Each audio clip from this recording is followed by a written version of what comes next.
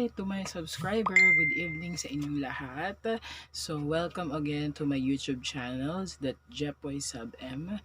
So, before you listen the whole video, don't forget to subscribe. Just click the subscribe on your screen, and then para lagi kayong updated on my happenings and also all the videos that I'm going to post.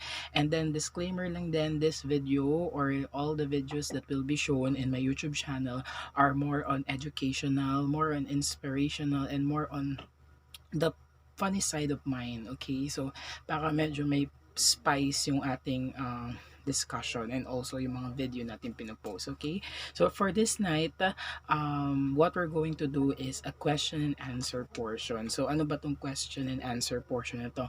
So this question and answer portion is I advise my Facebook friends and also my student to ask me certain questions about myself and also about educational, about career, about anything that can motivate them and can motivate you, all my viewers, based on my experiences and also what happens to me when I was in the student, or when I was starting my career to build in here in the academy. Okay, so medyo exciting tong activity na to because I always love to speak and I always love public speaking, at medyo nami-miss ko na din ang magsalita in a very large number of people since ilang linggo na din yung suspension ng klase, and until April 14 ay magtitiis pa din ako magsalita dito sa inyong mga cellphone at mapanood nyo in your YouTube channel. Okay, so ngayon, we're going to start the answering. So, I gather some of the questions that was asked by my friends in Facebook, and these are some of the questions which I hope I would give justice and I would give you advices and information about these questions that you've been asked to me. Okay, so let's start. So my first question is coming from my student at second year tourism management section 8:22 a.m. So si Ganda Joanne Ray Rosete. So si Rosete isa yan sa mga pretty students ko in TM. Okay, so she asked me about, aside from being a teacher, what profession or career would you have to choose and why? So, being a teacher, first and foremost, is one of the fulfilling job. And I always tell my friends and also my family and even my colleague that this job gives me a lot of opportunities and a lot of fulfillment for myself. But aside from being a teacher, of course, still, I love to be a marketer. So, you know naman yan that I'm teaching you right now marketing, and before I decided to choose the path of in the academe, I used to start as a marketer because in marketing kasi it's not only about business but also it's a way on how are you going to express your creativity, your uniqueness, and at the same time you contribute a lot of revenue for the company. And most of the time, if you are in the marketing world or as a marketer, marami kang nabibuild na connection, marami kang nakikilalang mga tao where you gonna use as your reference in the future. Kaya nga 'di ba, when we discuss certain things in marketing, I always told you some of my experiences, and at the same time, people which helped me to be one of the marketer that time na ngayon ay naitutulong ko sa inyo para ma-share ko naman that when in the future that you're going to choose the same path with me, alam nyo na yung mga magiging do's and don'ts in doing a marketer, no? But kidding, but another side also, if I'm going to ask if another job or career that I'm going to choose, I think I would love to be a host or a segment host of a certain show. Kaya nga 'di ba sometimes I love watching Bottom Line with Boy Abunda, Tonight with Boy Abunda rather, then yung The Bottom Line kasi in that kind of shows, I was able to learn how to speak promptly, how to communicate, the public speaking, and then the way they articulate ideas or questions that they're going to ask for their guests is, nahahasa sila. At gustong gusto ko yung mga ganong portion that, you're talking in front of a lot of people, specifically if that kind of event is, very important at marami kang makikilala, marami makaka-discover sa yung mga tao which will mold you as a person, okay? So if I'm not a teacher and if I'm not a marketer, maybe I would love to do hosting. I would love to do shows that um about current events, about talk shows, something like that, okay? So, our next question is coming from Abigail Mansalapu. So, may tourism student as well. So, medyo madaming questions niya, but I love all her questions. So, unahin natin yung pinaka maikli, okay? So, how was your social life as a student? Then did you cram up with the deadlines or you're always steady? Okay? So, when I was a student, I don't have social life actually. If I have a social life when I was a student, maybe because may mga groupings, may mga overnight that I need to, sacrifice one night just to finish all these papers.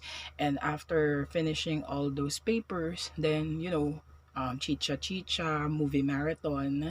But if it is a social life like you're going outside, you're having a gimmick, no, I don't have social life when I was in college because yun nga, I need to maintain a grade because I'm running for Laude honors from that time, Latin honors, and at the same time I am a leader. So mahirap pagsabayin yung leadership and at the same time academics. But if you want to finish and if you want talaga yung ginagawa mo, then di mo na maiisip kasi yung hirap. What you're going to think lang is, how I'm going to provide or accomplish this task. Kasi when I was in college, talagang I have to maintain, a very high grade. Hindi kasi ako yung tipong estudyante na basta makapasa lang or basta mataas yung grade, hindi bumababa sa 2. No, I am a type of student that, I want to be the highest. Yeah, competitive that time, okay? So, her next question is about, are you competitive or does your intellectual ability comes out naturally? Maybe sometimes in some subject I'm competitive because if I love the subject, I have this kind of behavior attitude that I want to be top. I want to be on top of everyone on that kind of subject. Kasi love ko nga siya, 'di ba?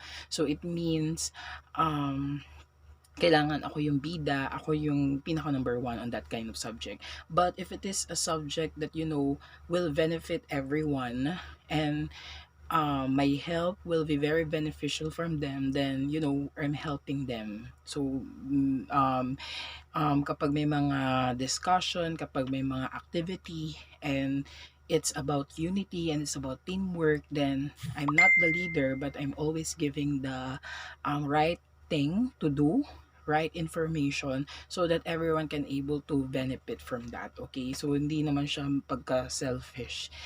Mostly on my other side of being a college student is I'm very helpful with them, and at the same time if that help will benefit them to pass the subject or pass the examination, then I will not hesitate to help my classmate that time.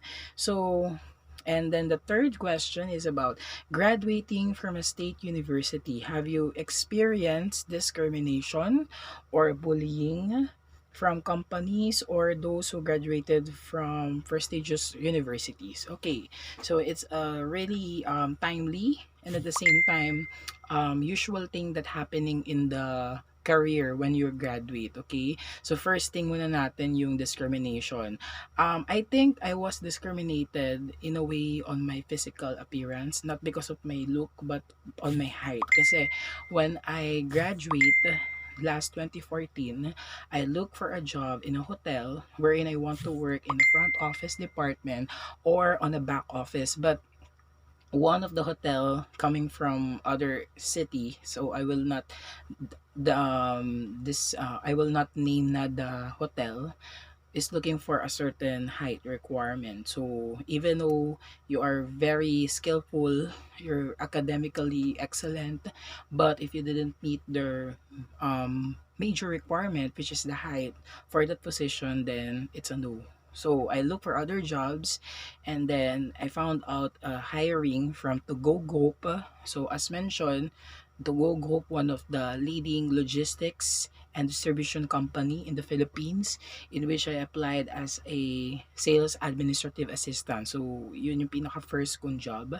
And they didn't discriminate me on my school or on where I am coming from, but they more look on the attitude I showed during the screening, and at the same time, the eagerness on learning. Kasi, syempre, if you're applying for a sales administrative assistant, of course, one of the major requirement is that management course ka, or business courses, marketing courses. But I am a graduate at HRM, so mostly more on cooking, more on costing, more on irrelevant on what they're doing. But because I want the job, I showed to them that I am willing to learn, and that learning will be very beneficial and impactful for them. Then they will able to hire me, and I win the negotiation that I want to be an administrative assistant. Okay? So in terms naman sa ibang school, no, most of the people that I encounter when I was starting my career are all friendly.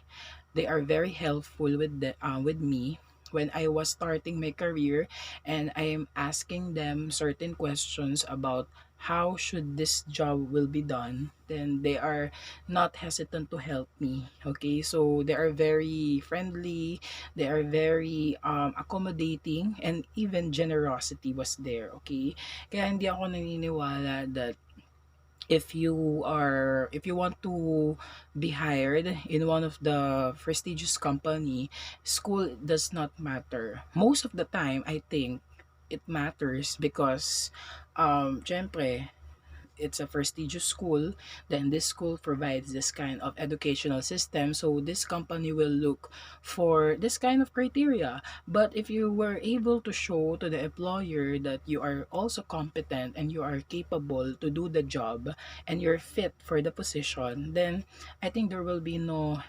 hesitation or no regret once they hire you. Okay, so yun, that's one of the piece of advice that I'm going to give to all my students, specifically those graduating or etong mga second year babies ko, and also with other school, that if you're going to look for a job, do not hesitate to apply for the position that you want, even if it is a company that you know high end. Kasi at the end of the day, I think university matters, but if you're going to show to the employer that you are also capable and competent and fit for the position, then I think they will screen you very well. Okay, so that's the piece of advice. And of course, attitude matters all the time. So always be very humble, always be very, show your true talents with them. Don't say anything that will, affect your employment. Just like you want lang to be hired from them, so you're going to say anything that hindi mo naman talaga kaya, etc., etc. Okay?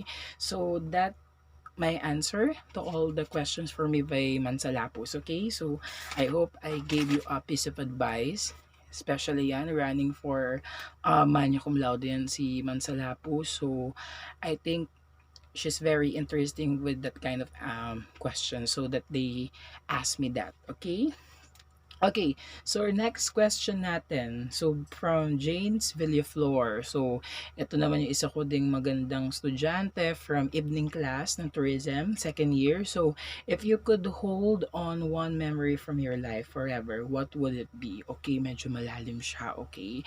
So, as I always tell to my students and also to my relatives, if I'm going to hold on one memory from my life, I think that is where I met all of you, all my students. Why? Because iba talaga eh. Um, if I'm going to summarize, or if I will be asked to write down all the beautiful memories that I had right now, I think the one piece or the whole pad of paper is not enough for me to express all my gratitude, okay?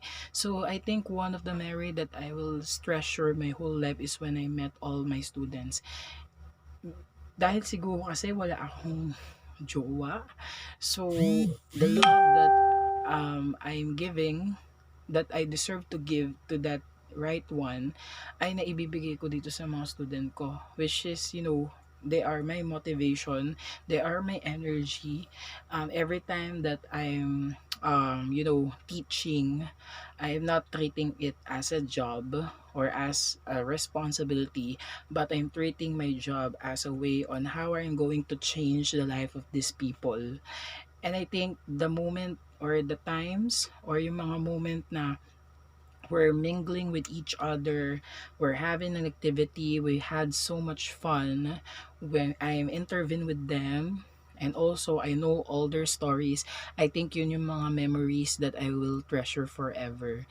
That even though you graduate already, you reach your career, kung ano man yung gusto nyo, even though makalimutan nyo kami, makalimutan nyo ako, but still, I'm really blessed to meet all of you kasi kayo yung nagbigay sa akin ng reason to strive more on my job, and at the same time to do everything that I expect na hindi ko magagawa siya. And all the personal growth, career growth that I am experiencing right now, that's because majority of this is coming from you guys. So thank you so much dun sa aking mga estudyante. So yan yung isa sa mga memories that I will still treasure and hold on forever. So nakatatak na yan dito. Okay, so thank you.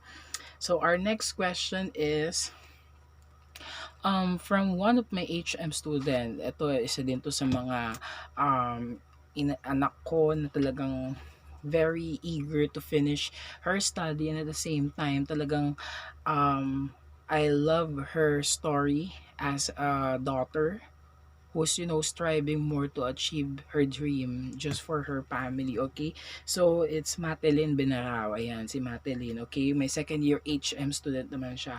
So ang question naman niya sa akin is about what's the greatest motivation, or what's your way to motivate your students. Okay, I think one thing that I'm always doing for me to motivate my student is not I'm showing so many things, but because myself, I'm just being true to them. And every time I enter the room, I own the stage, and I'm giving everything, all my efforts, all my energy, and everything that they need for their subject na magagamit nila in the future. I think hindi lang yun more on theoretical information, but also with human touch. I'm feeding them soul, which is good from the heart, feeding them information not only about the subject, but also how are you going to use that kind of subject in your real life, in the real world itself. Okay, and at the same time, one thing that motivates me also as a teacher to continue to show to them the performance that I'm always giving during the class is their stories. Most of the stories of these students from specifically TCU are talagang amazing. They're working, and at the same time they're studying. They're studying lang, but punong-puno ng pangarap yung kanilang dinadala everyday na pumapasok sila sa kanilang mga eskwela or sa kanilang mga subject. They're going to class because they want to learn, and at the same time they want to be successful in the future.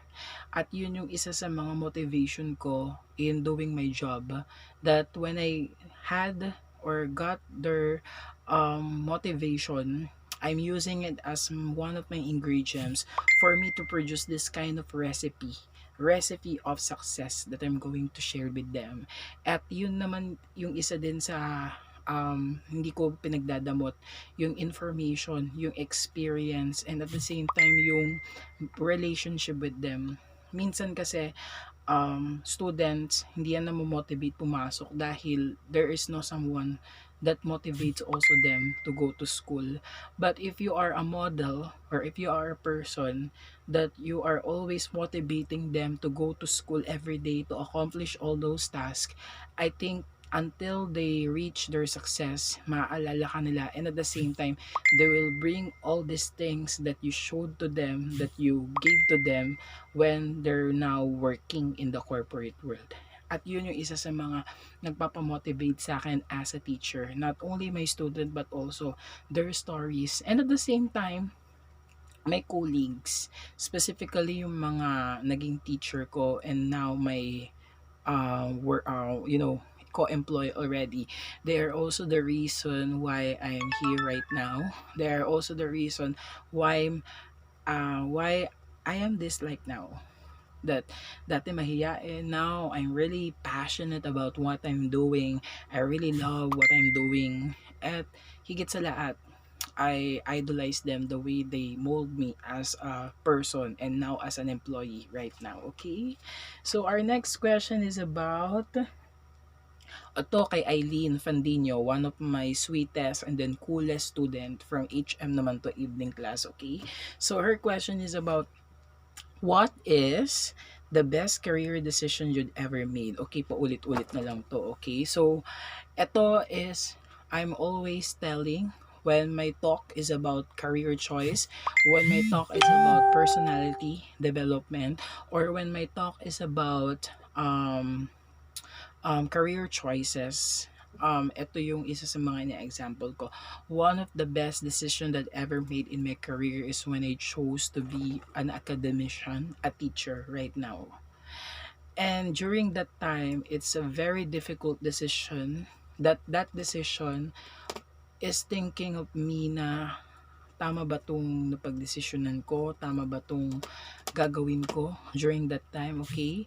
So, just to give you a story, I started also as an admin assistant. I was promoted into marketing and then to a sales.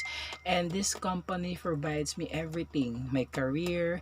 If I ask them that I want this kind of development or training, they are not madamot in giving that kind of opportunity for these people like me. They gave me a car.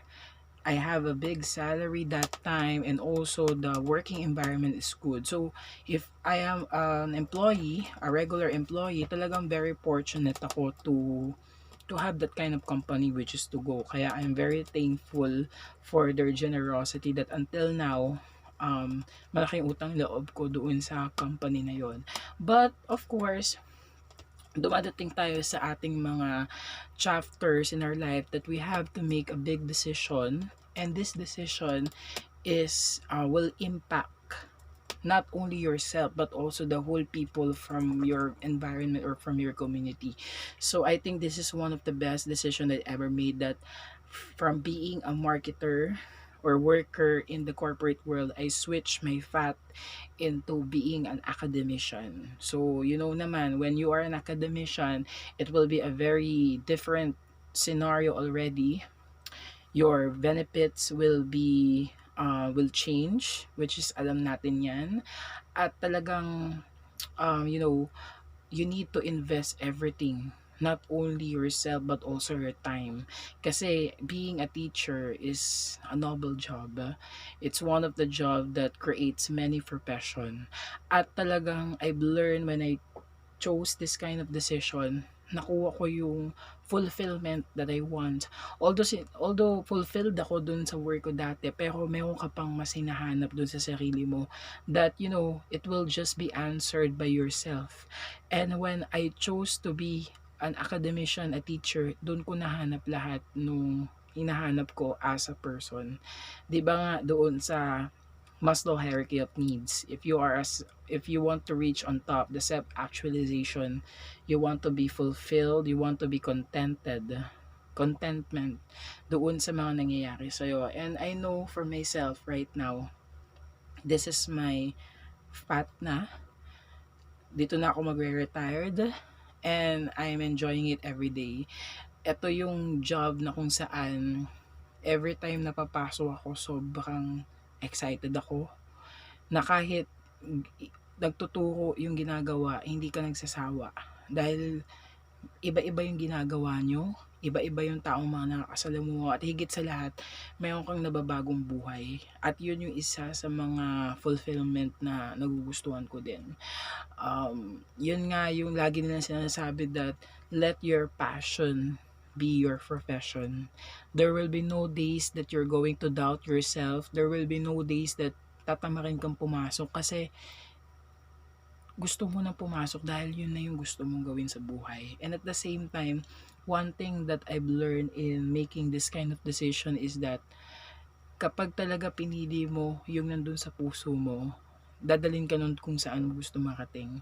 And right now, I'm very blessed. I'm very thankful for all the achievements, for all the blessings that the God Almighty and also the people behind me is, providing me an opportunity for me to grow as a person, an opportunity for me to meet all the people in the academy that would able to help me to be more discoveраtive, to be more responsible person, to be more passionate about what I'm doing at ma-achieve ng mga estudyante yung kanilang mga pangarap sa buhay, okay? And also, isa din sa mga tanong ni Eileen sa akin is, if you could read minds, how would you use this gift? I think if I could give minds, alam niyo naman to, 'di ba? As I am a type of person na medyo malambot. Malambot in a way na um mapagmahal, malambot yung puso. So, if I have the ability to read minds, I would love to read minds na kung saan nalalaman ko kung ano ba yung kakulangan ng isang tao. Not financially, but of course as a person for them to be developed. Alam niyo naman yan, yung mga estudyante ko. If you want to be a singer, if you want to be a performer, if you want to be a director, then I will support you all throughout. That's why, di ba, minsan, I ask you, can you perform? Can you do this? Can I hire you as one of my officer? Kasi I want you to develop this kind of skills, this kind of attitude, or this kind of talent. Kasi I am a person that if you want that, then you have to show that. Kung ano yung nangyari sa akin na naging desisyon ko, na pinili ko yung nasa puso ko, gusto ko ganun din yung mangyari sa kanila, na na-enjoy din nila yung kanilang college life while also enjoying yung gusto nila sa buhay. Okay? So if I would able to read minds, I think gusto kong malaman yung mga bagay na ano ba yung gusto nila as a person na hindi nila ma-express to someone or to anyone, na kung saan if I was able to read their minds, I would have the chance to give them the break or to help them para marating nila kung ano ba talaga yung gustong yun. So I think that is one thing that people or this world needs right now. We have to give them the break that they want. We have to give them the opportunity to grow. We have to give them the stage, so that that stage will serve to be their um, platform, their performing area, to showcase all the skills and all the talents that they had on their life. And I think if nabibigyan ng opportunity yung mga taong yun, ma-appreciate nila yun at hindi nila yun sasayangin as a person. Okay? So, I hope nabigyan ko ng justice yung question mo, Eileen. Okay, so that is one thing. Okay, our next question is about bakit parang hindi ka napapagod, Sir Jeff? Okay, bakit daw parang hindi ako napapagod? Okay, that's one thing. First thing, napapagod po ako. Walang taong hindi napapagod physically, because if you are, doing so many things in one day, talaga mapapagod ka. Hindi po ako si Superman, hindi po ako si um, Incredible Hulk or si Spider-Man na may superpowers and can heal from a very short time of time. Napapagod din po ako. But in a way na yung pagod kasi ko, hindi ko siya naipapakita, but in a way na nagiging energy ko pa siya para gawin pa yung gusto kong gawin. Kasi hindi mo iisipin yung pagod if you love what you're doing. Yun yung isa sa mga bagay or natutunan ko in my life, that if you love what you're doing, hindi ka dun mapapagod kasi you're eager to accomplish, you're eager to finish. At yung pagtuturo, hindi nakakapagod siya pero fulfilling. Na makakapagod siya in a way physically, mawawalan ka ng boses, in a way that talagang mangangalay ka kasi whole day ay nakatayo ka, specifically from morning until evening pa yung klase mo, pero nawawala kasi yung pagod when I saw all my students smiling, when I saw them that they really love the discussion, they really love the subject, they really love that they're doing, at na-enjoy nila yun, sapat na sa akin yun. And at the same time, the fact that they are very eager to finish their study. At ako, as a person, yun na lang yung mas naibibigay ko, na tingin ko kapag nagtagumpay sila sa buhay ay magiging isa ko sa reason nung success nila. It's a fulfillment already. So, nakakapagod siya pero nasa sayo kung paano mo i-handle yung pagod.